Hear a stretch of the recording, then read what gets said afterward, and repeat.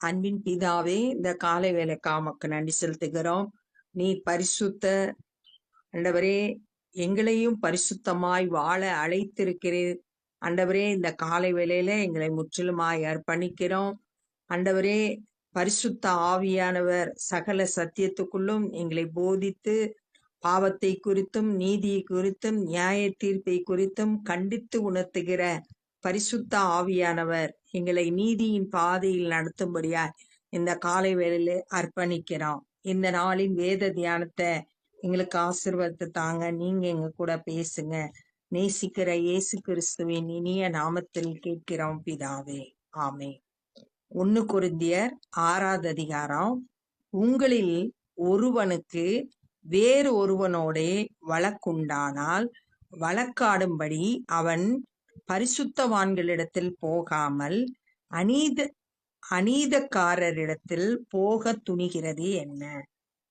ஒரு விசுவாசிக்கும் இன்னொரு விசுவாசிக்கும் பிரச்சனை ஏற்படும் போது அந்த பிரச்சனையை தீர்க்கிறதுக்கு அவங்க யார்கிட்ட போகணும்னா பரிசுத்தவான்களிடத்துல போகணும். ஆனா இவங்க என்ன செய்யறாங்கன்னா, அநீதர் இடத்துல, அநியாயம் செய்யறவங்க இடத்துல, உலக மக்களிடத்துல, அவிசுவாசிகள் இடத்துல போய் தங்களோட பிரச்சனைகளை சொல்றாங்க.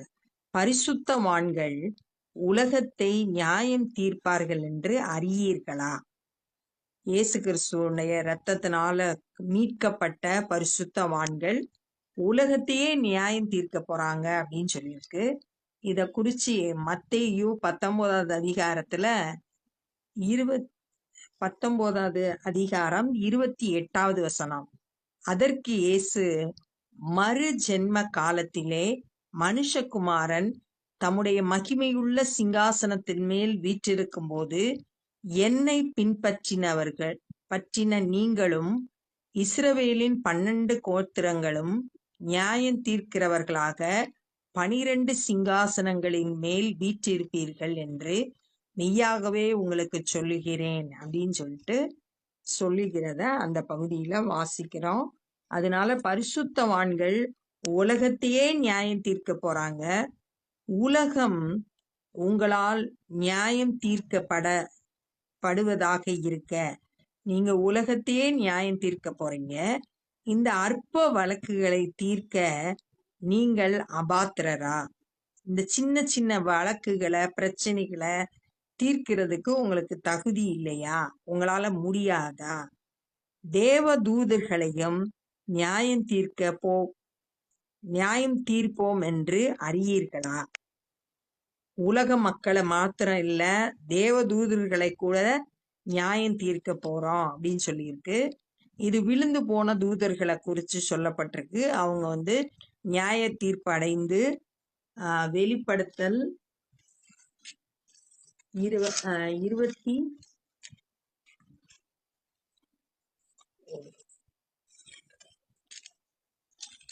20வது அதிகாரத்துல மோசம் போக்கின 20வது அதிகாரம் 10வது வசனம். மோசம் போக்கின பிசாசானவன் மிருகமும் கள்ள தீர்க்கதரிசியுமாகி இருக்கிற இடமாக்கிய அக்கினியும் கந்தகமான கடலிலே தள்ளப்படுவான் அப்படின்னு சொல்லிட்டு நியாய தீர்ப்பு அடைகிறத அங்க நம்ம வேதத்துல வாசிக்கிறோம். அப்படி நீ தேவ தூதர்களைய நியாயம் தீர்க்க போறோம். அப்படி இருக்க இந்த ஜீவனுக்கு ஏற்றவர்களை நீங்கள் தீர்த்து கொள்ள கூடாதிருக்கிறது எப்படி? இந்த உலக வாழ்க்கையில ஏற்படுகிற சின்ன சின்ன வழக்குகளை ஏன் உங்களால தீர்க்க முடியல? இந்த ஜீவனுக்கு ஏற்ற வழக்குகள் உங்களுக்கு இருந்தால் தீர்ப்பு செய்கிறதற்கு சபையில் அற்பமாய் எண்ணப்படுகிறவர்களை நியமித்து கொள்ளுங்கள்.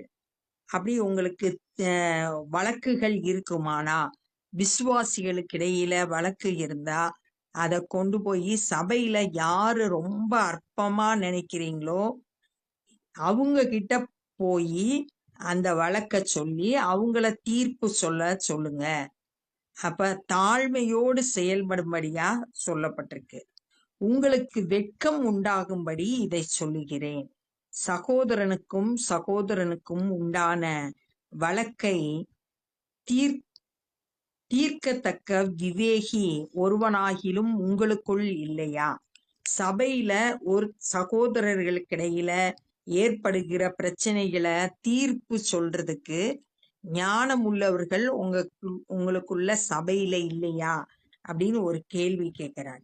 சகோதரனோடைய சகோதரன் வழக்காடுகிறான். சபையில இருக்கிற விசுவாசிகள் ஒருவருக்கொருவர் சகோதரர்கள், சகோதரர்களுக்குள்ள வழக்காடுகிறார்கள். அவிசுவாசிகளுக்கு முன்பாகவும் அப்படி செய்கிறான். அவிசுவாசிக்கு முன்பாக சாட்சியா இருக்க வேண்டிய விசுவாசிகள் ஒருவருக்கொருவர் பிரச்சனை பண்ணி கொண்டு வழக்காடி கொண்டு இருக்காங்க.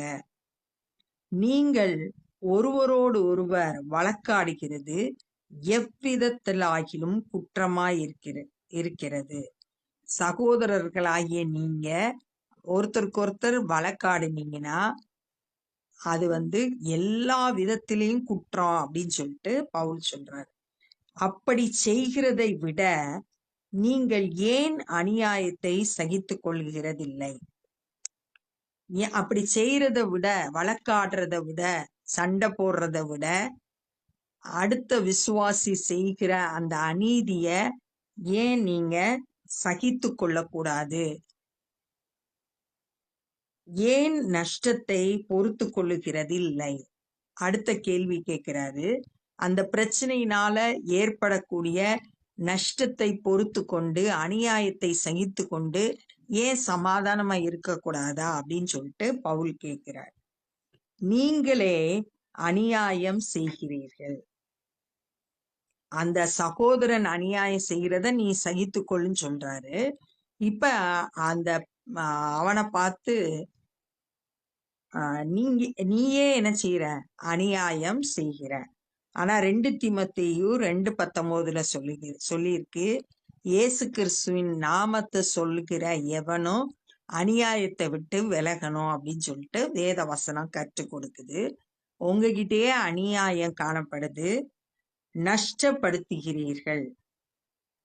முந்தின வசனத்துல அநியாயத்தை சகிக்கணும், நஷ்டத்தை பொறுத்து கொள்ளணும் அப்படின்னு சொல்லிட்டு அடுத்த வசனத்துல நீங்களே அநியாயம் செய்றீங்க, நீங்களே நஷ்டப்படுத்துறீங்க அப்படின்னு சொல்றாரு. சகோதரருக்கும் அப்படி செய்கிறீர்கள். உன் கூட பிரச்சனை பண்ற உன்னை சக விசுவாசிகளுக்கும் அநியாயம் செய்யற, நஷ்டத்தை ஏற்படுத்துற. அநியாயக்காரர் தேவனுடைய ராஜ்யத்தை சுதந்தரிப்பதில்லை என்று அறியீர்களா? தேவனுடைய ராஜ்யத்தை பெற்றுக்கொள்ள போறதில்ல அநியாயம் செஞ்சனா. வஞ்சிக்கப்படாதிருங்கள், ஏமாந்து போயிராத. வேசி மார்க்கத்தார், விக்கிரக ஆராதனைக்காரர், விபச்சாரக்காரர், சுய புணர்ச்சிக்காரரும், ஆண் புணர்ச்சிக்காரரும், திருடரும், பொருளாசைக்காரரும், வெறியரும், உதாசீனரும், கொள்ளைக்காரரும் தேவனுடைய ராஜ்யத்தை சுதந்தரிப்பதில்லை. இங்க ஒரு லிஸ்ட் கொடுத்திருக்கு, யாரெல்லாம் ஆண்டவருடைய ராஜ்யத்துல பிரவேசிக்க முடியாது. அப்ப இதெல்லாம் நம்ம கிட்ட காணப்படக்கூடாது. வேசி மார்க்கம் இருக்கக்கூடாது, விக்கிரக ஆராதனை பண்ணக்கூடாது, விபச்சாரன்ற பாவம் நம்ம கிட்ட காணப்படக்கூடாது, ஆண் புணர்ச்சி, சுய புணர்ச்சி, ஆண் புணர்ச்சி, இதெல்லாம் ஹோமோசெக்ஸ், அந்த இது காணப்படக்கூடாது. அந்த பாவம் நம்ம கிட்ட, ஓரின சேர்க்கை பாவங்கள் காணப்படக்கூடாது. திருடக்கூடாது, பொருள் ஆசை உடையவர்களாய் இருக்கக்கூடாது, வெறியர்ன்றது குடி பழக்கத்துக்கு அடிமையா இருக்கிறது, உதாசீனப்படுத்தக்கூடாது, கொள்ளையிடுகிறவங்களா இருக்க, அடுத்தவங்க பொருளை அபகரித்து கொள்றவங்களா இருக்கக்கூடாது. இப்படிப்பட்ட செயல்களை செய்யறவங்க எல்லாரும் தேவனுடைய ராஜ்யத்துல சுதந்தரிப்பதில்லை அப்படின்னு சொல்லிட்டு சொல்லப்பட்டிருக்கு. அப்ப இந்த நாள்ல நம்ம என்ன கற்றுக்கொள்ளணும்னா, விசுவாசிகள் 2 பேருக்கு இடையில பிரச்சனை ஏற்படும் போது அவிசுவாசியான ஒரு மனுஷன்ட்ட போய் வழக்க சொல்லாத. உங்களுக்குள்ளே ஏன் நீங்க பரிசுத்தவான்கள் இடத்துல போய் உங்களோட வழக்க தீர்த்து கொள்ளலாம் அப்படின்னு சொல்றாரு. ஏன்னா நீங்க உலகத்து மக்களை தீர்ப்பு சொல்ல போறீங்க, தேவதூதர்களுக்கு தீர்ப்பு சொல்ல போறீங்க. அப்படிப்பட்ட நீங்க அவிசுவாசிகள்கிட்ட போய் உங்க பிரச்சனைகளை வழக்க சொல்லாதீங்க. 2 பேருக்கு இடையில இருக்கிற வழக்க போய் சொல்லாதீங்க. அப்படி வழக்கு இருந்துச்சுன்னா சபையில அற்பமா நினைக்கிறவங்கள தீர்ப்பு சொல்றவங்களா நியமித்து கொள்ளுங்கள் அப்படின்னு சொல்லிட்டு சொல்றாரு. ஆஹ் அவிசுவாசிக்கு முன்னாடி போய் வழக்காடாதீங்க அப்படின்னு சொல்லிட்டு சொல்றாங்க.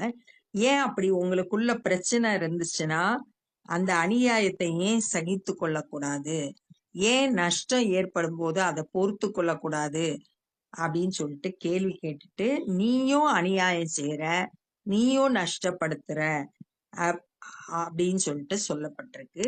அநியாயம் செய்யறவங்க தேவனுடைய ராஜ்யத்துல பிரவேசிக்க முடியாது அப்படின்னு சொல்லிட்டு ஒரு லிஸ்ட் கொடுக்கப்பட்டிருக்கு. அவங்க எல்லாம் வேசி மார்க்கத்தார், விபச்சாரக்காரர், விக்கிரக ஆராதனை செய்யறவங்க, சுய புணர்ச்சிக்காரர், ஆண் புணர்ச்சிக்காரர், திருடர், பொருளாசை உள்ளவங்க, மதுபான வெறி கொண்டவங்க, அடுத்தவங்கள உதாசீனம் பண்ணுகிறவங்க, கொள்ளைக்காரர்கள், இவங்க எல்லாம் தேவனுடைய ராஜ்யத்துக்குள்ள வர முடியாது அப்படின்னு சொல்லிட்டு, தீட்டுள்ளது எதுவுமே தேவனுடைய ராஜ்யத்துல பிரவேசிக்க முடியாதுன்னு வெளிப்படுத்தல வாசிக்கிறோம். அப்ப இப்படிப்பட்ட பாவங்களை செய்கிறவங்க தேவனுடைய ராஜ்யத்தை சுதந்தரிப்பதில்லை அப்படின்றத இந்த நாள்ல நம்ம கற்றுக்கொண்டோம். இப்ப நம்ம ஜெபம் பண்ண போறோம். அன்பின் பிதாவே, இந்த நாள்ல நாங்க கற்றுக்கொண்ட இந்த வேத பகுதிக்காய் நன்றி செலுத்துகிறோம். ஆண்டவரே, சக விசுவாசிகளோடு ஆண்டவரே பிரச்சனை ஏற்படும் போது எப்படி நடந்து கொள்ளணும்னு நீங்க எங்களுக்கு கற்றுக் கொடுத்திருக்கிறீங்க. ஆண்டவரே, நாங்களும் கூட அநியாயத்தை சகிக்கிறவர்களாய், நஷ்டத்தை பொறுத்து கொள்ளுகிறவர்களாய் காணப்பட கிருபை செய்யுங்க ஆண்டவரே. அப்பா, இப்பொழுதும் ஆண்டவரே தேவனுடைய ராஜ்யத்துல பிரவேசிக்க எங்களை தகுதி உள்ளவர்கள் ஆக்குகிறது நீங்க தான்ப்பா. இங்க இந்த சொல்லப்பட்ட எந்த ஒரு பாவமான காரியத்திற்கும் நாங்க இடம் கொடுக்காம பரிசுத்தமாய் வாழ, அந்த தேவனுடைய ராஜ்யத்தை சுதந்தரித்து கொள்ள எங்க ஒவ்வொருவருக்கும் கிருபை தாங்க ஆண்டவரே. இந்த நாள்ல சுவிசேஷ பணியை செய்கிறவர்களை உம்முடைய கரத்தில் எடுத்து பயன்படுத்துங்க. அநேகர் உம்முடைய சத்தியத்தை அறிந்து விசுவாசிக்க கிருபை தாரும்.